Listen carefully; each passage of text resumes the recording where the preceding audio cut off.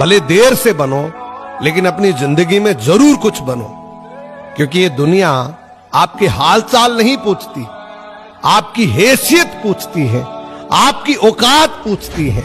तुम्हारे लिए इस दुनिया में रिश्ते नाते कुछ नहीं है जब तक तुम कुछ नहीं हो।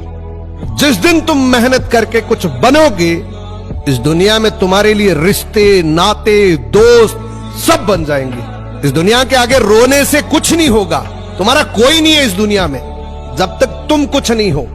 सो आज ही अपनी जिंदगी को बदलने का फैसला करो।